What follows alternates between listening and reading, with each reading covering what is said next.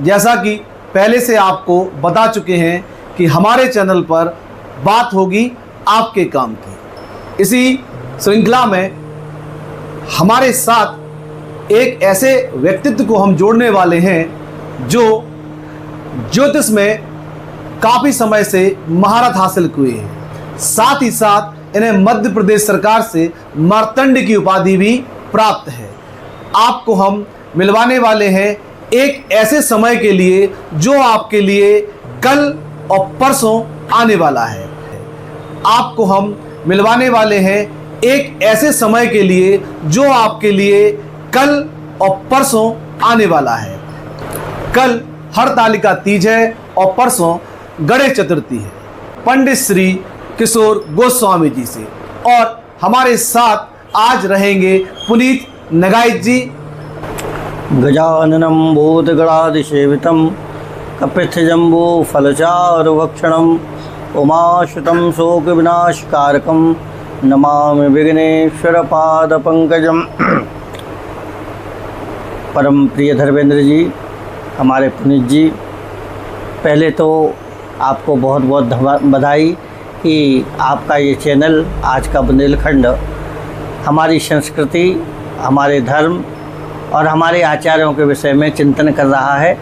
और सबसे बड़ी बात तो ये है कि हमारी जनता के विषय में आप चिंतित हैं, क्योंकि आज मीडिया में केवल कहीं ना कहीं अपराधियों की खबरें निकलती हैं या बलात्कारियों, आतंकवादियों की खबरें निकलती हैं या वो समाचार या प्रचारित किए जाते हैं जिनसे चैनल को अच्छी मोटी आय हो, चाहे वो अंडर टेबल हो या ऊपर टेबल हो। आपको मैं बहुत बहुत साधुवाद देता हूँ कि आप हमारी संस्कृति के विषय में, हमारे धर्म के विषय में चिंतित हैं। इसके लिए आपको बहुत बहुत बधाई।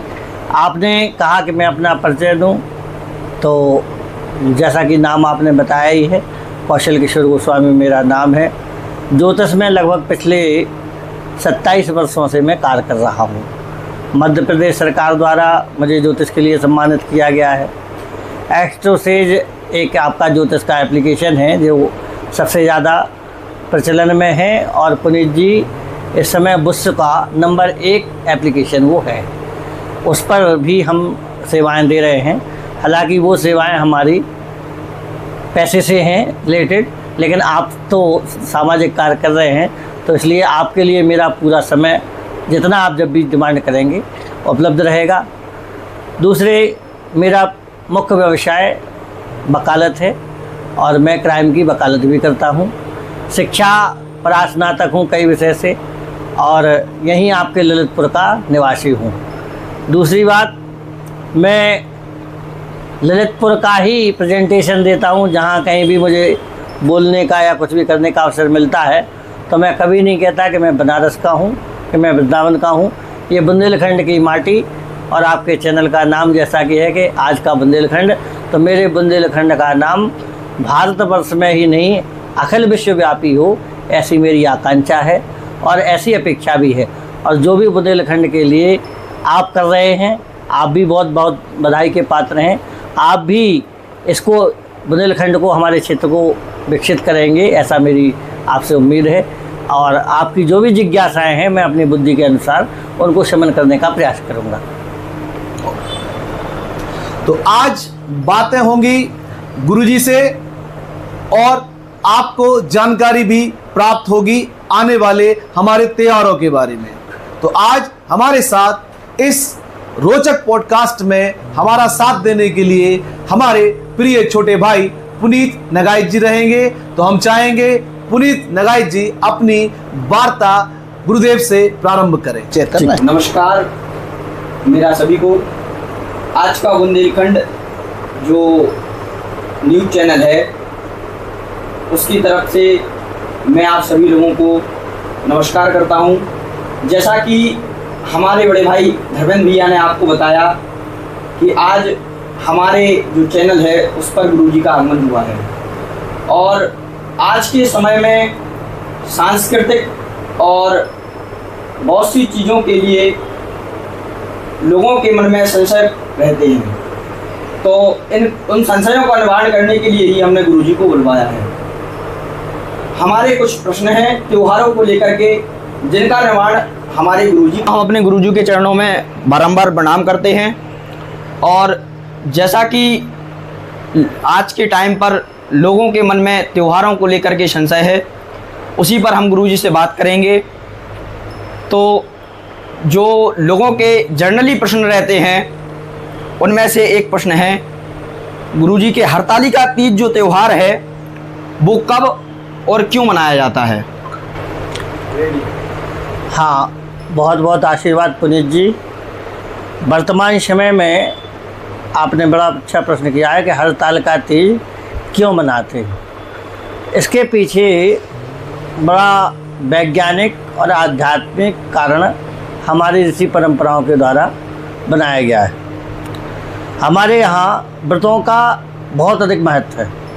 सबसे पहले तो हमें ये समझना पड़ेगा कि व्रत है क्या, क्यों करना चाहिए और किसी पर्टिकुलर व्रत करने के पीछे क्या उद्देश्य है। तीन चीज़ों को अगर हम समझेंगे तो हमारे व्रत का जो निष्कर्ष है वो हमें निकलने के समझ में आ जाएगा। सबसे पहला आपने प्रश्न किया हरतालिका जो व्रत है वो क्यों मनाते हैं। तो इसके पीछे जो सबसे मुख्य कारण है या जो हमारी महिलाएं करती हैं, तो ऐसा शास्त्रों में, हमारे पुराणों में कथा आई है कि राजा हिमांचल के यहाँ नारद जी जब पहुँचे तो राजा हिमांचल ने अपनी पुत्री का हाथ उनको दिखाया। पार्वती जी का हाथ नारद जी ने देखा, तो हाथ देखने के बाद में नारद जी ने उनसे कहा कि इनका जो पति होगा वो उसका ना तो घर होगा, ना उसके रिश्तेदार होंगे, ना उसके माता पिता होंगे, और वो शमशान का वास करने वाला होगा। तो जब राजा हिमांचल ने ये सब बातें सुनी तो उनके हृदय में बड़ी पीड़ा हुई और वो कहने लगे कि महाराज, ऐसा हम राजा और हमारी पुत्री इस तरह के पति को वर्ण करेगी तो ये तो बड़े आश्चर्य की और चिंता की बात है। आप कोई हमें उपाय बताइए इसके लिए। तो नारद जी ने कहा कि जो ये सारी अव्यवस्थाएं हैं, जो भी दुर्गुण इसके पति के बताए गए हैं, वो सब भगवान शंकर में हैं। शंकर भगवान शमशान में वास करते हैं। शंकर भगवान के माता पिता नहीं हैं। शंकर भगवान के पास घर मकान नहीं है। तो रामचरितमानस में एक चौपाई आई, जो तप करे है कुमार तुम्हारी, भाभी मैट सकें त्रिपुरारी। हे हिमांचल, अगर तुम्हारी कन्या तपस्या करे तो ये सारे दुर्गुण भगवान शंकर मिटा सकते हैं। पार्वती जी चूँकि उस सारे प्रकरण को सुन रही थी, तो पार्वती जी तपस्या करने के लिए निकल गई। अब जब निकल गई तो बाल्यावस्था थी, तो राजा हिमांचल ने दूतों को भेजा, क्योंकि राजा हिमांचल भगवान विष्णु के साथ में माता पार्वती का विवाह करना चाहते थे। तो उन्होंने ढूंढा और पार्वती जी को एक कंदरा से उन्होंने निकाल लिया, फिर महल में ले गए। लेकिन पार्वती जी को तो दिमाग में यही बात थी कि हमें शंकर भगवान का वर्ण करना है और शंकर भगवान को ही पति के स्वरूप में प्राप्त करना है। तो उन्होंने एक सखी के साथ में योजना बनाई और वो सखी के साथ में अचानक घर से गायब हो गई। तो ऐसा माना गया कि सखी उनका हरण करके ले गई, इसलिए उसका नाम हरि और तालिका, मतलब तालिका माने तृतीया थी। उस दिन हस्त नक्षत्र से युक्त तृतीया थी। उसी दिन जाकर के बुधवार था, हस्त नक्षत्र था और तृतीया तिथि थी, इसलिए हरतालिका तीज का व्रत उसी दिन से प्रारंभ हुआ, ऐसा हमारे पुराणों में वर्णन आया है। इसके अतिरिक्त अगर आपके मन में कोई जिज्ञासा है तो आप प्रश्न करें, हम उसका भी उत्तर देंगे। गुरुदेव, जैसा कि मैंने आपसे कहा था कि मेरे पास कई प्रश्न हैं, तो हरतालिका तीज को लेकर के मेरा एक और प्रश्न है कि इस व्रत को महिलाएं किस प्रकार से इसको व्रत को रखती हैं, किस प्रकार से इस व्रत में देवी देवताओं का पूजन करती हैं, किस प्रकार से इस व्रत का पारायण करती हैं। इस विषय पर भी आप थोड़ा सा प्रकाश डालिए, जिससे कि लोगों के संशय दूर हो सकें। जी हाँ, देखिए पुनीत जी, आपने हमसे प्रश्न किया है कि हरतालिका का व्रत कैसे करना चाहिए और उसका पारायण कैसे करना चाहिए, पूजा विधि क्या है, ये हम आपको बताने का प्रयास करते हैं अपनी बुद्धि के अनुसार। तो इस बार जो हरतालिका का व्रत है वो 26 अगस्त 2025 को दिन मंगलवार को पड़ रहा है। हस्त नक्षत्र है उस दिन और तृतीया तिथि है। विशेष रूप से बुधवार, हस्त नक्षत्र और तृतीया तिथि का जब संयोग बनता है तभी व्रत किया जाता है हरतालिका का। हरतालिका का व्रत, और एक बात और बता दूं, हमारे जितने भी व्रत हैं हर व्रत के पीछे ज्योतिषीय संयोग है। जैसे कि हमारे धर्मेंद्र जी ने हमसे पहले कहा है कि आप ज्योतिष के जानकार भी हैं, तो इसलिए मैं ज्योतिष के सूत्रों के माध्यम से भी या ज्योतिष का क्या विधान है हर व्रत के पीछे यह भी बताने का आपको प्रयास करूँगा। तो ये जो हस्त नक्षत्र में ही तृतीया का व्रत क्यों करना चाहिए, तो पहला तो यह है कि पार्वती जी ने हस्त नक्षत्र में तृतीया का व्रत किया इसलिए। दूसरा क्या है कि बुधवार और हस्त नक्षत्र चंद्रमा का नक्षत्र है और चंद्रमा हमारे मन का कारक है। हमारे वेदों में भी वर्णन आया है, चंद्रमा मनसो जाता। तो मन की इच्छा, मन की कामना जो भी होती है चंद्रमा के नक्षत्र में कार्य करने से वो संपूर्ण होती है। दूसरी बात, इसमें 24 घंटे का व्रत निर्जल किया जाता है और रात्रि जागरण का विशेष महत्व है।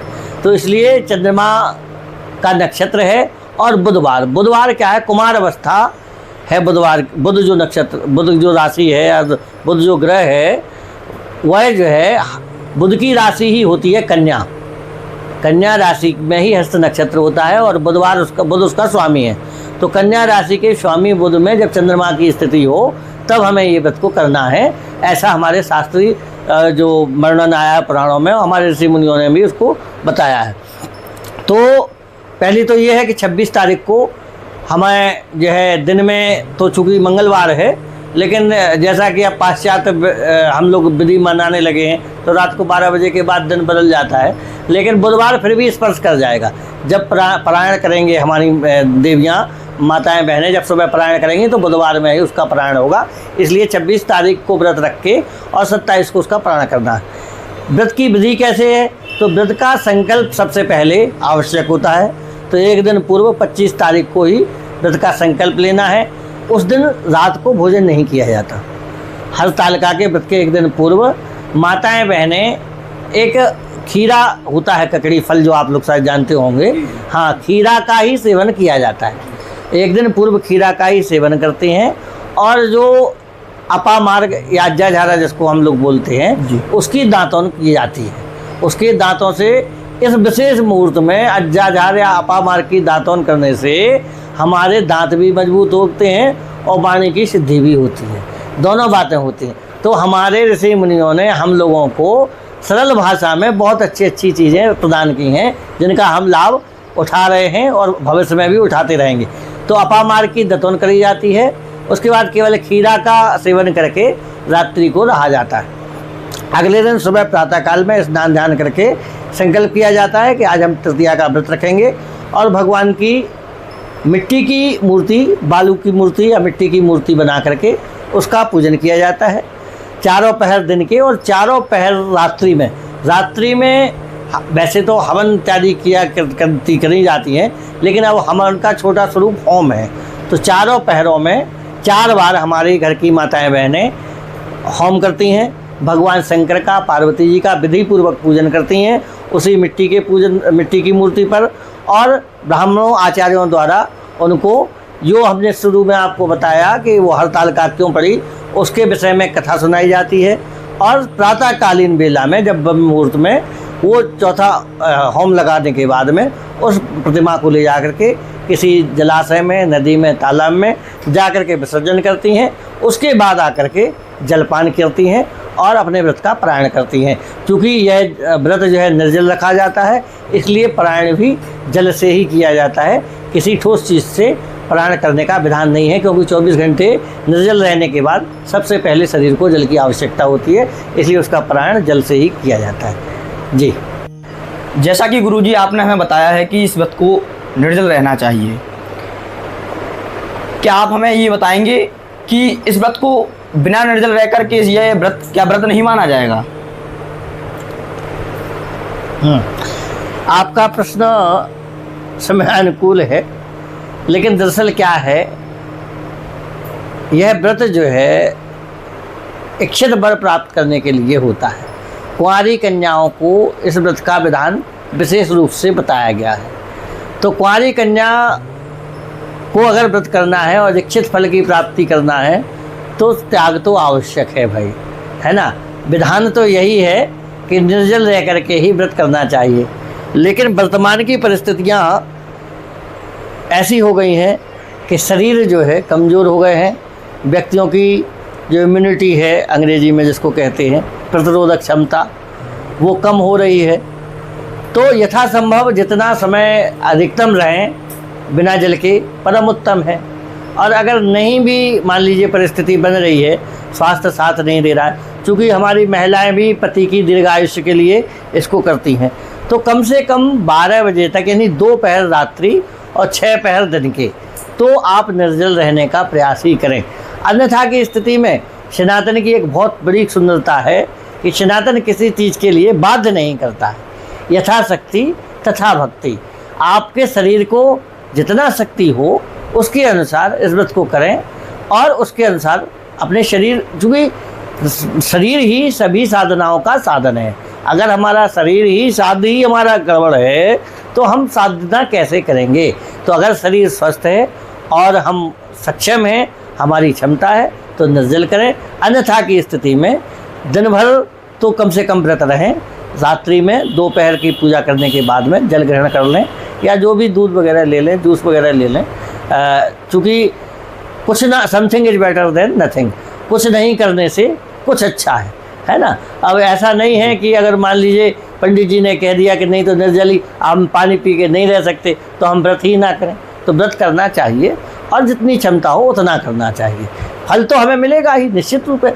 जिस वो पूरा निर्जल रहेगा वो 100% लेगा, जो कम रहेगा उसको कम मिलेगा, लेकिन फल तो मिलेगा। साधना तो साधना है। जब हम खेत में बीज डालेंगे तो फल, उसमें फसल पैदा होगी ही, ये तो निश्चित है। खेत परे पे जाम है उल्टो सीधो बीज, तो कहीं ना कहीं हमें को फल की प्राप्ति तो होनी ही होनी है ना। तो शरीर की क्षमता के अनुसार, नहीं तो आदि हमारी महिला शक्ति हमें गालियां दे करके कहेगी इन पंडित जी को नहीं बुलाओ, और धर्मेंद्र जी अगली बार हमें बुलाएंगे भी नहीं कि गुरु जी सही नहीं बताते हैं, ये हमारा चैनल पे कोई फॉलोअर नहीं बढ़ रहे हैं। इसलिए जो है जिसकी जितनी क्षमता हो उसके अनुसार व्रत करें, ऐसा हमारा आपसे निवेदन है। जी बताएं। इतनी सुंदर चर्चा हो रही है और गुरुजी के मुख से हमें हरितालिका तीज के बारे में इतनी सुंदर सुंदर जानकारी प्राप्त हो रही है। हम अपने गुरुजी से जानना चाहते हैं कि वो ऐसा कौन सा कोई छोटा सा मंत्र देना चाहते हैं हमारी माता और बहनों के लिए, जो वो दिन में व्रत करने के साथ साथ उस मंत्र का जाप कर सके। बहुत अच्छा प्रश्न किया धर्मेंद्र जी आपने। चूँकि हमारे यहाँ मंत्रों का विधान है, कहा गया है मंत्राधीना देवता, सारे देवता जो हैं वो मंत्र के अधीन हैं। और मंत्र कहाँ से उत्पन्न हुआ? जो मन से उत्पन्न होता है, जो मन में उत्पत्ति होती है जिस चीज़ की, और जो मन को बंधन से मुक्त कर देता है।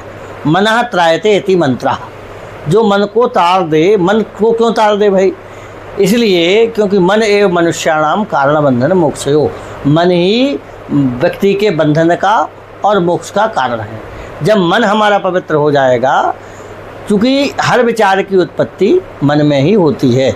मनसा वाचा कर्मणा, किसी भी कार्य की सिद्धि के लिए हमारे यहाँ बताया गया है कि मन से, वाणी से और कर्म से, जब तीनों से कार्य पवित्र होता है तब वो जाकर के आपका कार्य सिद्ध होता है।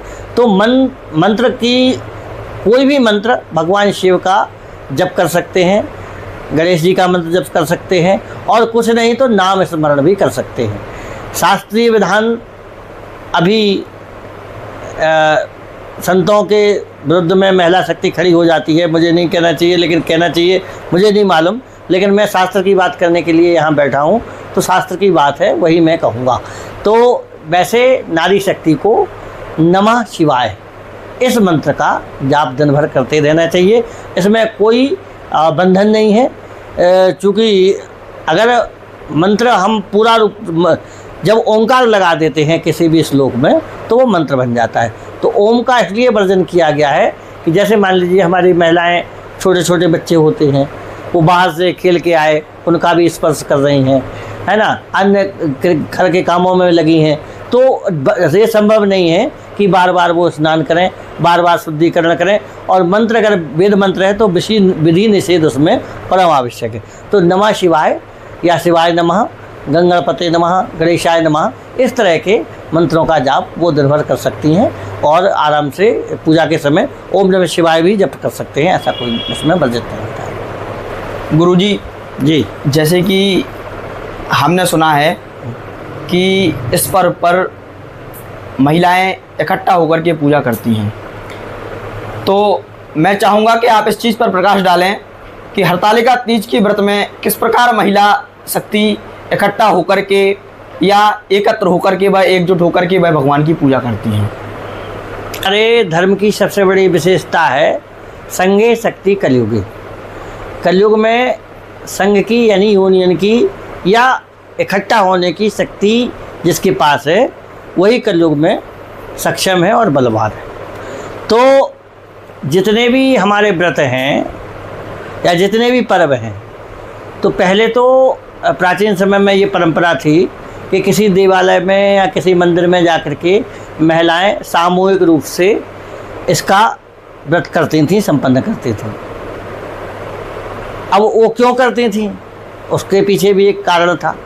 कारण ये था चूँकि रात्रि काल है और पूरी रात्रि में अगर हम और आपको भी अकेला बिठाल दिया जाए और सामने भगवान की मूर्ति रख दी जाए और कहा जाए कि आप भगवान की सेवा करो, भजन करो, तो संभव नहीं है कि हम कंटिन्यू 12 घंटे बैठ करके भजन कर पाएँ। क्योंकि हमारी आदत में वो साधना नहीं है। कोई साधक है, योगी है, वो अलग विषय है, लेकिन एक घर चलाने वाली महिला जो दिन भर घर का काम करे वो रात्रि को जागरण कैसे करेगी अकेले। तो सामूहिक रूप से जागरण। दूसरे, आज तो प्रकाश की उत्तम व्यवस्था है, प्राचीन समय में प्रकाश भी बहुत सूक्ष्म रूप से उपलब्ध होता था। तो महिलाएं एक साथ रहें, एकजुट रहें और एक विशेष स्थल पे आकर के पूजन करें। इसके पीछे एक बहुत अच्छी व्यवस्था ये थी कि जब हम 4 लोग इकट्ठे होते थे तो हमारे समाज में एक रूपता, समरसता भी बढ़ती थी। आज की वर्तमान की परिस्थितियाँ ये हैं कि मैं जाता हूँ बाहर, देखा है मैंने, महानगरों में भी जाकर के देखता हूँ कि ऊपर वाले फ्लैट वाले को नीचे वाले फ्लैट का नाम नहीं मालूम, नीचे हमारे कौन रह रहा है। इस तरफ वाले को, लेफ्ट वाले को, राइट वाले का नाम नहीं मालूम। मतलब इतना हम लोग सीमित होते जा रहे हैं, कंजर्वेटिव होते जा रहे हैं कि हमारी सामाजिकता कहीं ना कहीं बहुत रूप से एक तरह से विघटित हो गई है। तो प्रयास तो हमारा यही होना चाहिए कि हम सामूहिक रूप से किसी देवस्थान में जाकर के व्रत संपन्न करें। अगर ऐसा संभव नहीं है तो कम से कम जिस कॉलोनी में, जिस सोसाइटी में हम लोग रह रहे हैं उसमें एक रूपता से व्रत करें। अगर ये भी संभव नहीं है तो कम से कम परिवार के, अगर हमारे 4 भाई हैं, 2 माता पिता हैं, चाची हैं, चाचा हैं, ये सभी लोग मिल करके व्रत करें। और अगर कोई अकेली महिला है, मान लीजिए कहीं बाहर रह रहे हैं, तो उसको भी प्रयास ये करना चाहिए कि वो अपने सोसाइटी के किसी भी देवस्थान में जाकर के पूजा करे।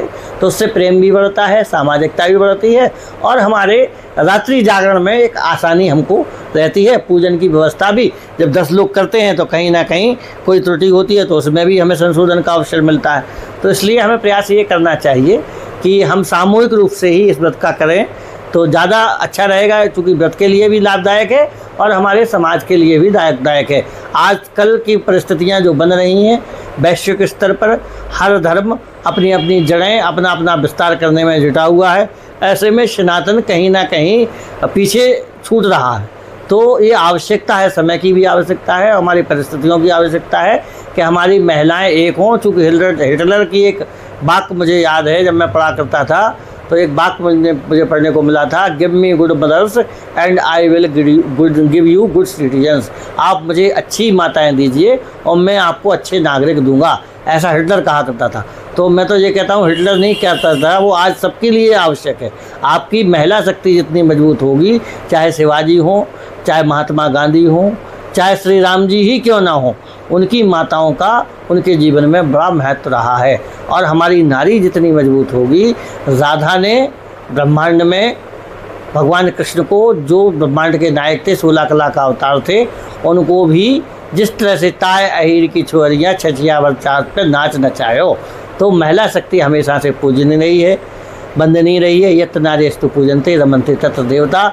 इसलिए महिलाओं को एकजुट होना, महिलाओं को सामाजिकता उनके अंदर जागृत होना, एक रूपता जागृत होना परम आवश्यक है। इसलिए व्रत को सामूहिक रूप से ही करें, अपनी कॉलोनी में, सोसाइटी में एक साथ करें, ना हो तो कम से कम अपने परिवार के महिला सदस्यों के साथ मिल करके तो अवश्य ही करें। ऐसा मेरा आपसे आग्रह भी है, निवेदन भी है, और एक तरह से कहना चाहिए आदेश भी है। इसलिए इसको अवश्य मानें।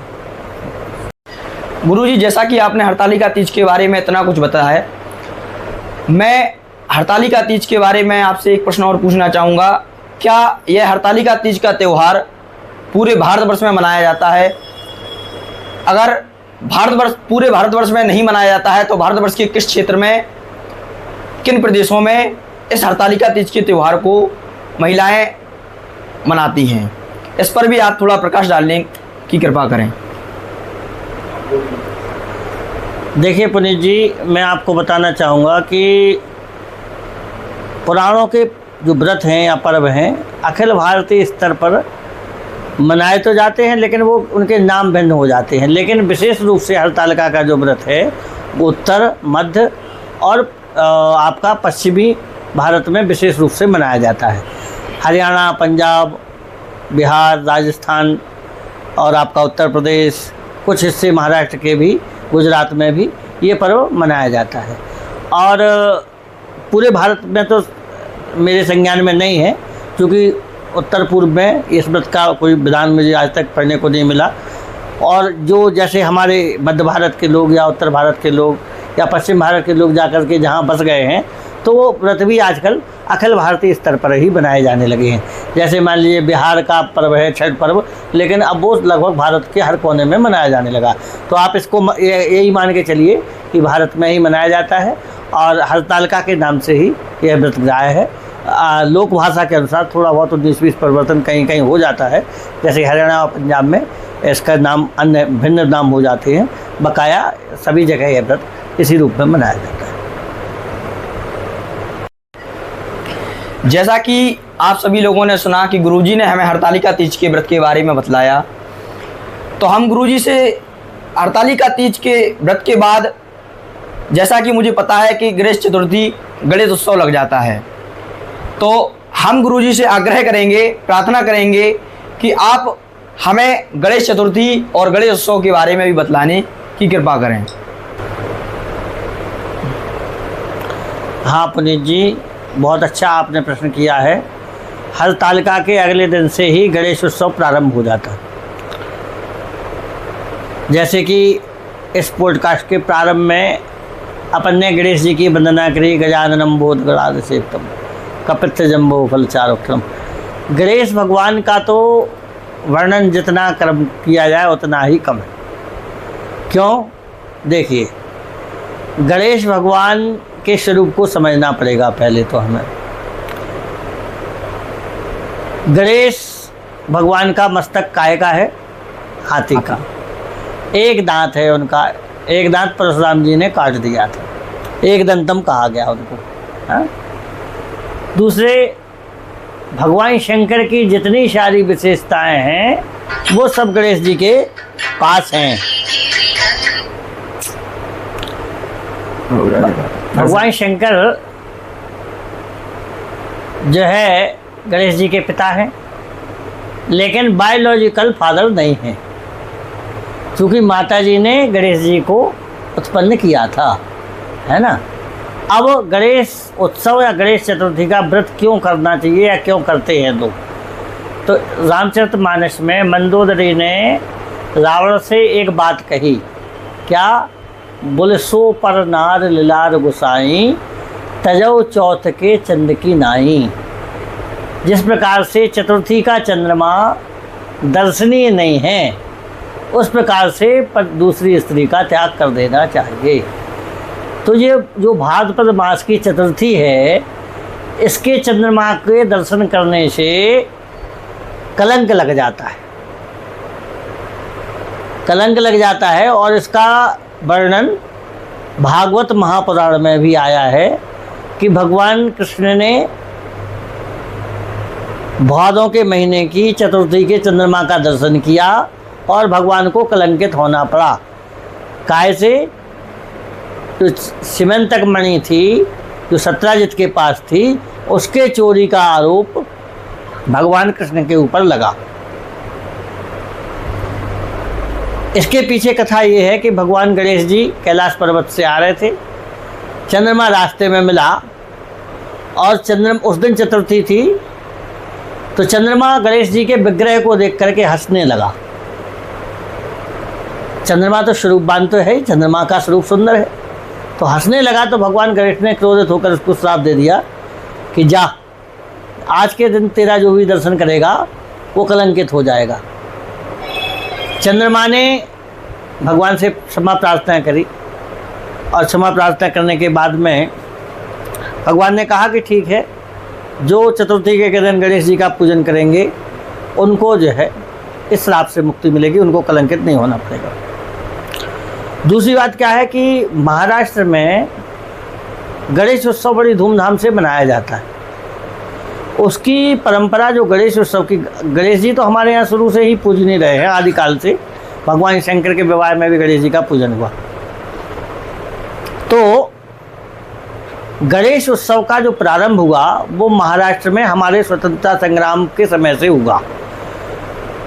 स्वर्गीय बाल गंगाधर तिलक ने गणेश उत्सव का प्रारंभ किया महाराष्ट्र में, और उनका उद्देश्य ये था, अंग्रेज़ों ने सब जगह रोक लगा रखी थी कि आप कहीं पे भी मीटिंग नहीं कर सकते, कहीं पर भी एकजुट नहीं हो सकते। तो उस मिथक के कारण, चूँकि सारे जगह उस समय मोबाइल तो उपलब्ध थे नहीं कि मैसेज डाल दो आदमी इकट्ठा हो जाए, तो गणेश उत्सव की परंपरा का उन्होंने प्रारंभ किया। और ये गणेश उत्सव 10 दिन का मनाया जाता है। गणेश चतुर्थी से लेकर के अनंत चतुर्दशी तक 10 दिन के लिए। अब कालांतर में महाराष्ट्र में भी परंपराएं बदल गईं, कहीं 3 दिन के गणेश रखे जाते हैं, 2.5 दिन के, 5 दिन के, 1 हफ्ते के। सामान्यतः एकादशी तक, जो हमारे यहाँ परिवर्तनीय एकादशी है, तो गणेश चतुर्थी से एकादशी तक अधिकांश गणेश मूर्तियों का विसर्जन हो जाता है। लेकिन अपने ललितपुर में जो परंपरा है वो अनंत चतुर्दशी तक हम लोग गणेश का ले आते हैं, उनको पूजन करते हैं। 10 दिनों तक विधानपूर्वक उनके बड़े बड़े पंडाल सजाए जाते हैं। वहाँ पर हम सभी लोग भगवान गणेश से, चूँकि गणेश जी की पत्नियों का नाम क्या है? रिद्धि और बुद्धि, सिद्धि और बुद्धि, सिद्धि नहीं है, सिद्धि और बुद्धि हमारे गणेश जी की पत्नियों का नाम है। शुभ और लाभ उनके पुत्र हैं और आमोद और प्रमोद उनके पौत्र हैं। तो अपने घर में भैया कौन बुद्धि नहीं चाहता, कौन सिद्धि नहीं चाहता, शुभ लाभ कौन नहीं चाहता, कौन आमोद प्रमोद नहीं चाहता। तो अगर ये सब चीज़ें चाहिए तो हमें गणेश जी की आराधना करनी ही चाहिए। और अगले दिन से, हरतालिका के अगले दिन से आपके गणेश उत्सव प्रारंभ होगा। सभी लोग गणेश उत्सव मनाएं। सभी को हमारी ओर से अग्रिम शुभकामनाएं, अग्रिम बधाइयाँ कि आप लोग बड़े प्रेम पूर्वक गणेश उत्सव की तैयारी करें और गणेश उत्सव को अपने घर में संपन्न करें। अपना पंडाल लगा करके गणेश जी की आराधना कर सकते हैं। आपने बताया कि गणेश चतुर्थी का व्रत हरतालिका के दूसरे दिन से ही किया जाता है, या जो गणेश उत्सव है वो हरतालिका के दूसरे दिन से ही मनाया जाता है। जैसा कि हमें पता है कि किसी भी क्षेत्र में किसी भी चीज़ के पीछे उसकी एक पौराणिक कथा होती है।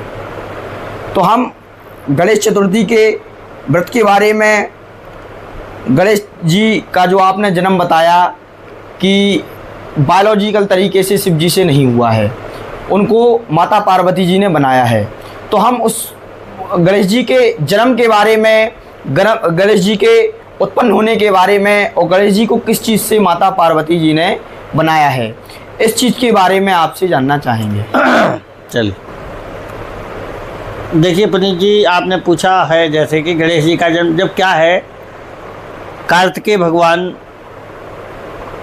का जन्म हुआ और कार्तिकेय भगवान कृतिकाओं के पास चले गए तो पार्वती जी को बड़ा कष्ट हुआ।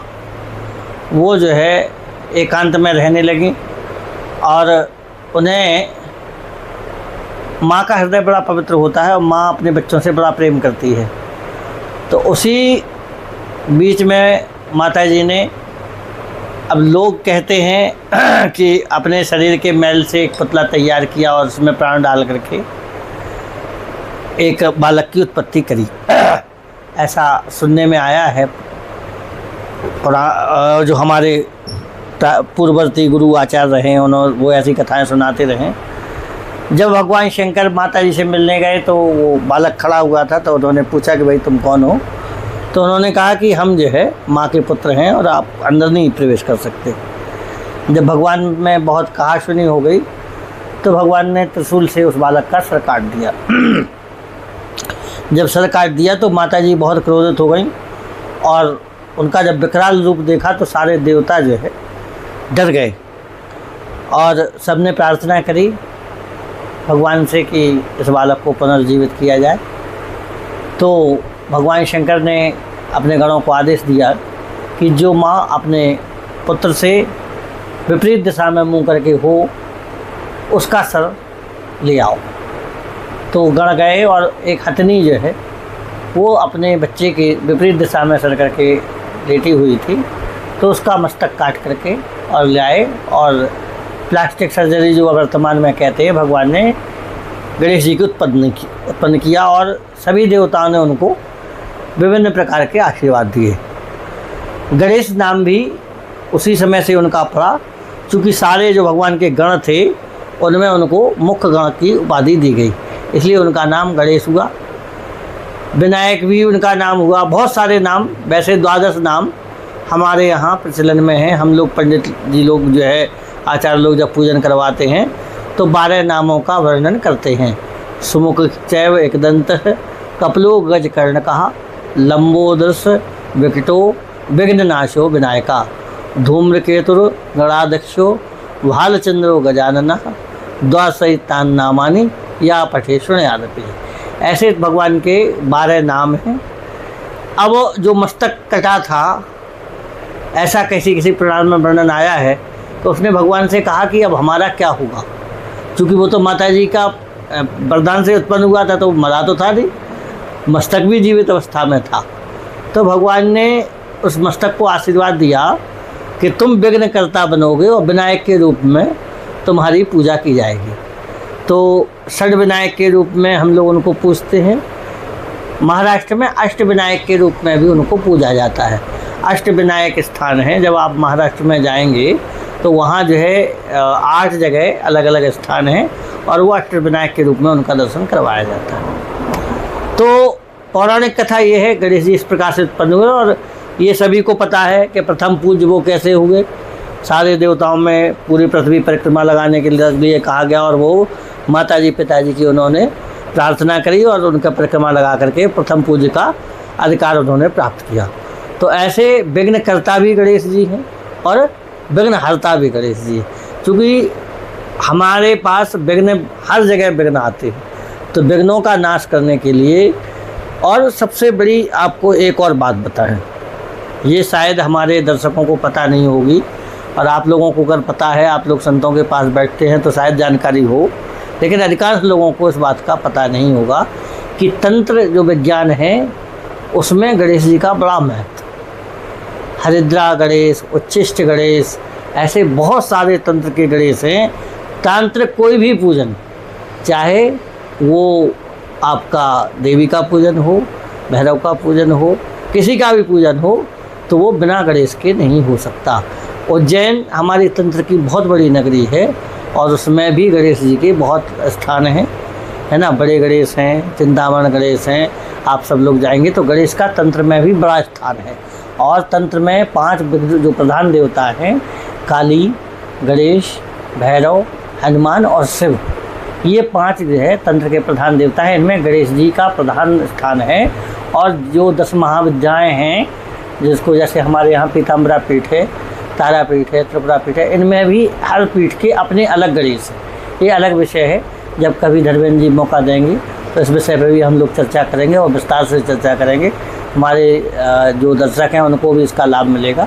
धीरे धीरे अभी आज प्रथम दिवस है और इनके चैनल का भी अभी शैशव काल है, तो जब ये युवावस्था में पहुंचेगा चैनल, और आप लोग दर्शकों से भी हमारा करबद्ध निवेदन है कि इस चैनल को विस्तार से विस्तार संभव हो सके, क्योंकि सोशल मीडिया पे मैं बहुत ज़्यादा जानकारी नहीं रखता हूँ, तो जैसे भी इसको बढ़ाएं, अधिकांश लोगों तक हमारी जानकारी और हमारे धर्मेंद्र जी के प्रयास पहुँचें, ऐसा सभी लोग प्रयास करें। अधिकांश लोगों को क्या करते हैं उसको शेयर करें और लिंक डालें, जो भी जैसी व्यवस्था हो उसके बारे में हमारे धर्मेंद्र जी बाद में बताएंगे कि इसको कैसे विस्तार से बढ़ाया जा सकता है।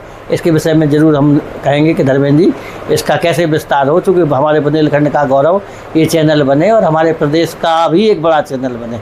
ऐसी भविष्य में हम गणेश जी से ही प्रार्थना करेंगे और गणेश जी से विनय भी करेंगे और उनकी पूजा भी करेंगे गणेश चतुर्थी के दिन, कि हमारे चैनल को भी वो विस्तार प्रदान करें। जी पुनीत जी आगे। खत्म करें।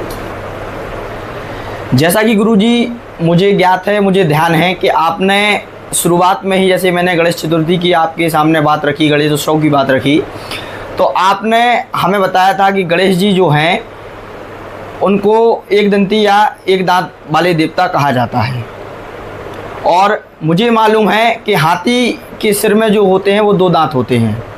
तो क्या आप मुझे इस बारे में बतलाएंगे कि गणेश जी एक दंती क्यों हैं, उनके एक दांत होने की पीछे इसकी क्या कथा है? इस पर आप थोड़ा प्रकाश डालने की कृपा करें। बहुत समझ गए, तुम भी भगवान। हाँ देखिए, बहुत अच्छी बात आपने प्रश्न करी है। 2 चीज़ें संज्ञान में आपके मैं डालना चाहूँगा। एक तो भगवान शिव के जो वाहन हैं नंदी, उनका भी सींग टूटा हुआ है, उनको भी डूना कहा जाता है, ठीक है ना। सींग वाले नहीं हैं वो दोनों। और गणेश जी का भी एक दांत टूटा हुआ है, एक दंत उनको कहा गया है, एक दंतम चतुरस्तम, 4 हाथ हैं और 1 दांत है।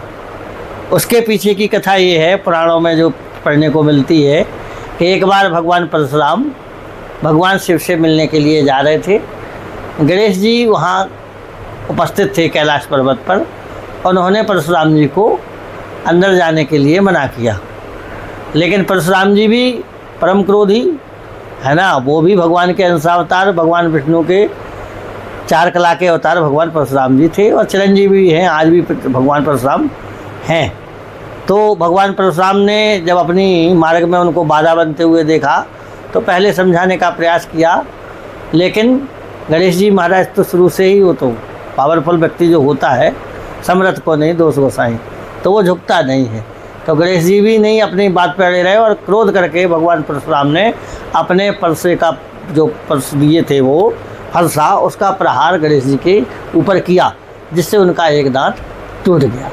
ये इसलिए जब से गणेश जी का फिर वो नाम एक दंत पड़ा, और फिर बाद में माता जी ने, शंकर भगवान ने उसका समझौता कराया और परिचय कराया कि भाई आप ऋषि हैं और भगवान के अवतार हैं। तो ये एक दंत के होने की कथा भगवान गणेश जी की पुराणों में ऐसे प्राप्त होती है।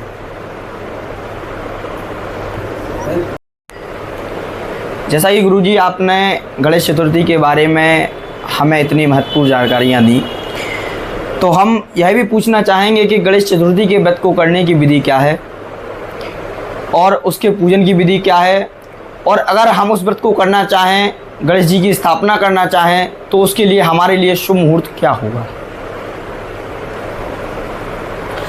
हाँ भैया, देखिए गणेश जी के पूजन की विधि तो हमारे शास्त्रों में जो पूजन बताया गया है, पंचोपचार पूजन बताया गया है, दशोपचार पूजन बताया गया है, षोडशोपचार पूजन बताया गया है, और अगर और ज़्यादा विस्तार में जाएं तो 64 प्रकार का पूजन भी हमारे शास्त्रों में बताया गया है।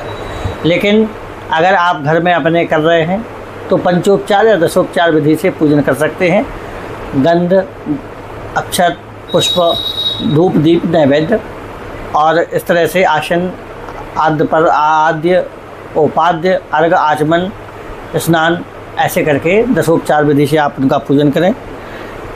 गणेश जी भगवान को मोदक विशेष प्रिय हैं, तो मोदक का भोग अवश्य लगाएं।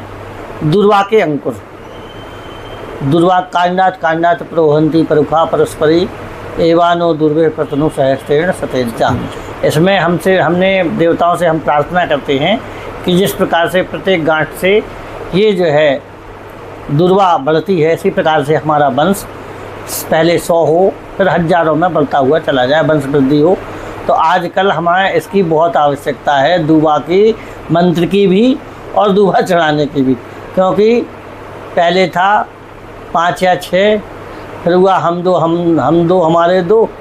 आपको एक प्रदीप चौबे जी की एक सुंदर सी कविता सुनाना चाहेंगे, हास्य है लेकिन समय अनुकूल है और आवश्यकता है देश की। प्रदीप चौबे जी एक हास्य कवि हुए हैं, ग्वालियर के थे। तो उन्होंने परिवार नियोजन के ऊपर एक बार लोहा पीतल मंडी में ललितपुर में कवि सम्मेलन चल रहा था, उसमें उन्होंने एक कविता सुनाई थी। पहले था 2 या 3 बस, अब है हम दो हमारे दो। कुछ समय बाद हो जाएगा एक ही बस, पति पत्नी दोनों खुश। और अंत में पति पत्नी लगाएंगे नारे, ना हम तुम्हारे ना तुम हमारे। तो ऐसी स्थिति भविष्य में आने वाली है। हमारी संतति को हम लोग संक्षिप्त करते जा रहे हैं और संपत्ति को बढ़ाते चले जा रहे हैं। संपत्ति आज हमारे यहाँ लड़का 1 है, मकान 4 हैं, पुत्र 1 है, गाड़ियाँ 4 हैं। अरे भैया, जिनके यहाँ संपत्ति नहीं है वो संतान सीमित करें, समझ में आता है। लेकिन आपके पास पर्याप्त धन है, संपत्ति है, वैभव है, फिर आप एक पुत्र क्यों सोचते हो? आपका एक पुत्र अमेरिका चला जाएगा, वो वैभव कौन भोगेगा?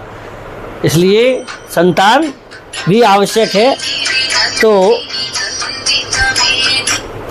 इन ध्यान में रखते हुए हम भगवान गणेश को दुर्वांकुर जरूर समर्पित करें, मोदक का भोग अवश्य लगाएं और अपने घर में विधि पूर्वक पूजन करें, ठीक है ना। उनका अपमान किसी प्रकार से ना करें और गणेश जी से अपने मनोकामना सिद्ध करने की प्रार्थना करें।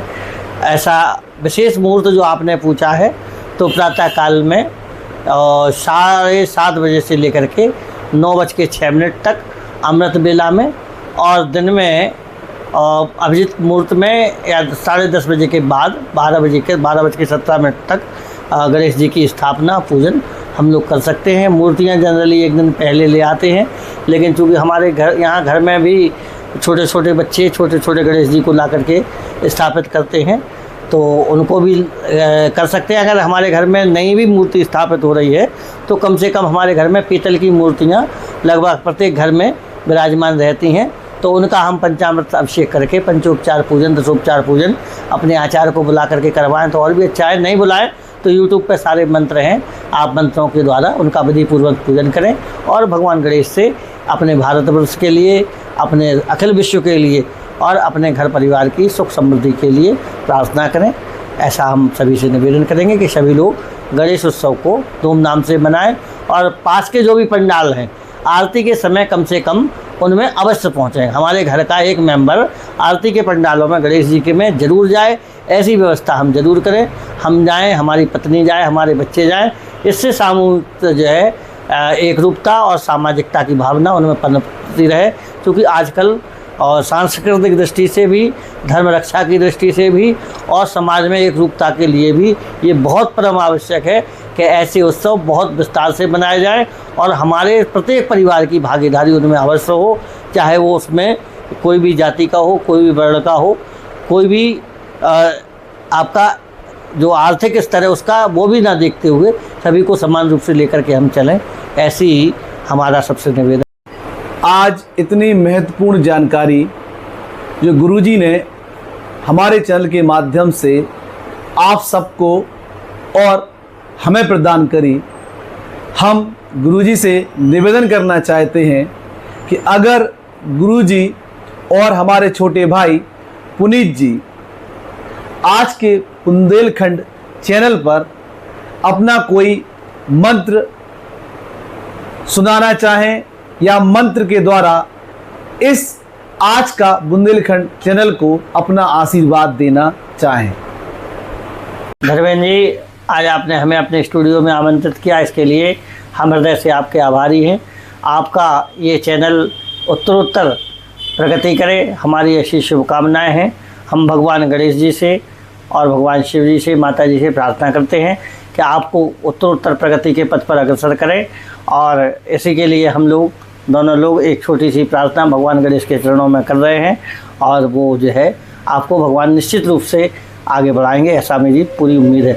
हरि ओम ओम सुमुखदन्तस्य कबलो गजकर्णका लंबोदरस्य विघटो विघ्ननाशो विनायका धूम्रकेतुर्गणाध्यक्षो भालचंद्रो गजानना द्वादशैतानि नामानि या पठेत् शृणुयादपि विद्यारम्भे विवाहे च प्रवेशे निर्गमे तथा संग्रामे संकटश्चैव विघ्नस्तस्य न जायते शुक्लांबरधरं देवं शशिवर्णं चतुर्भुजं प्रसन्नवदनं ध्यायेत् सर्वविघ्नोपशान्तये। ओम शांतिः शांतिः शांतिः शांतिर्भवतु।